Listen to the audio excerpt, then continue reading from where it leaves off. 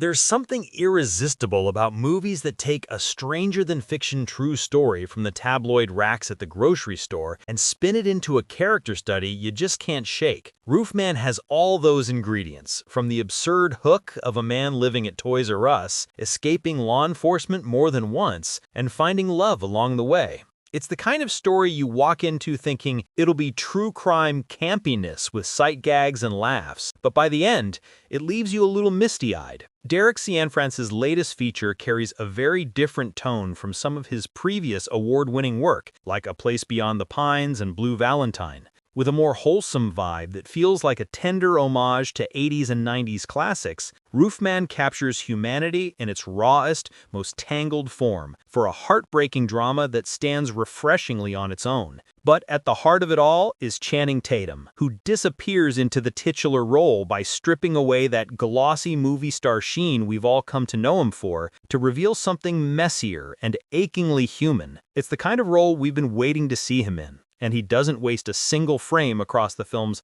126 minutes.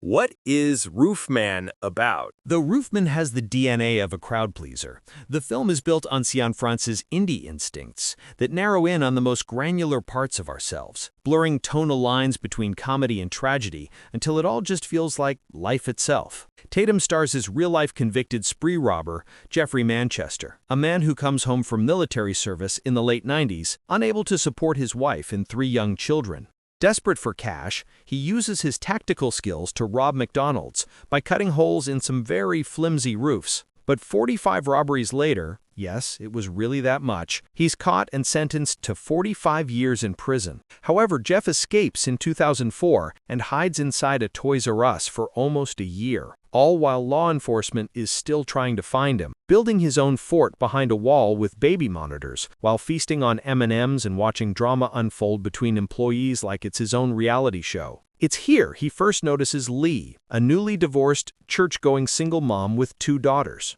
When he decides to do something nice after overhearing a conversation between her and her irritatingly bullyish manager, Mitch, Jeff worms his way into her life and community, even charming her kids and the local pastor and his wife. Suddenly, that initial premise becomes a tug-of-war between deception and longing, while struggling to hold together the double life he's built. While it may feel like a romantic comedy woven in, it's this playful left turn with just enough uneasiness that keeps the movie surprising without ever breaking its pace. Why Roofman works beyond its wild premise. On paper, a movie with a premise this bizarre feels like it might belong on Lifetime or a TLC dramatization, but the writing is razor sharp and rises above gimmicks by leaning on real emotion and character development. It isn't always seamless in its tone, but it still works to tell the story. Cianfrance and his co-writer Kirsten Dunst never reduce Jeff to a punchline or a monster. Instead, they let him be a complicated man who equates love with providing, even if his methods are destructive. While the film might remind you a bit of Steven Spielberg's Catch Me If You Can at certain points, the biggest difference is in its perspective.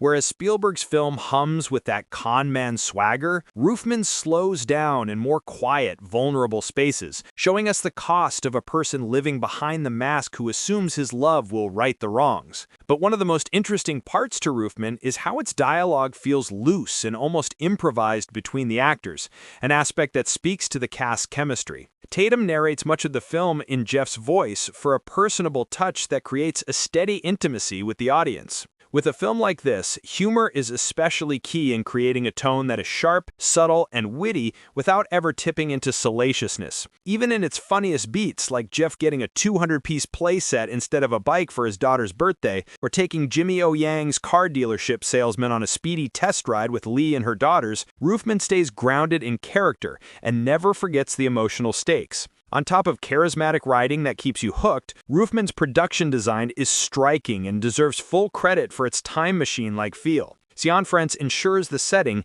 which acts as a supporting character for Jeff, is not just a gimmick to explore and interact with, but a way to ground his secret as something more tangible and lived in. As the setting helps accentuate the film's nostalgia, it's the score by Christopher Bear that's one of the film's quieter secret weapons. Instead of comical, almost pulsing suspense music that usually accompanies the genre, it's warm, clarinet-legged tracks with piano notes that make it feel reminiscent of Randy Newman's work on Toy Story. Channing Tatum leads an ensemble that gives Roofman its heart. All that said, Roofman's heart lies in its ensemble cast that collectively reinvigorates the humanity of the genre. In a career-best performance, Tatum is extraordinary. He not only lives and breathes the role, complete with a physical transformation and balance of melancholy with optimism, but moves through Jeff's life with dancer-like precision, giving his character the exact mix of charm and sadness that's impossible to shake. It's a performance that redefines his career with deeper layers that are raw, funny, and heartbreaking. Thankfully, Dunst matches him beat for beat. Her portrayal of Leigh is grounded and resilient, never a damsel in distress, but rather a woman who wants to believe in the goodness of others, even when instincts tell her otherwise. As an actress who is by far one of the best of our generation, every glance and hesitation feels sincere and layered with history and heart. The chemistry the pair shares is magnetic and adorable in both its awkwardness and warmth. Dunst and Tatum are extremely sweet and compelling as two people circling each other with hope for something better. Dinklage steals scenes as the petty Toys R Us manager, with witty lines while bearing witness to a naked panic sprint already destined for GIF immortality, while the Keith Stanfield as Jeff's army buddy Steve brings a weary frustration that pushes against Jeff's brash optimism. There could have been a few more layers to that brotherly dynamic. Echoing that sentiment is Juno Temple's role as Steve's girlfriend, Michelle, who appears for less than 10 minutes in the film. While the two deserved some more depth in the story, they impressively support Tatum by grounding his character's volatility, while holding a mirror to his flaws to give the story texture, even when the spotlight isn't on them.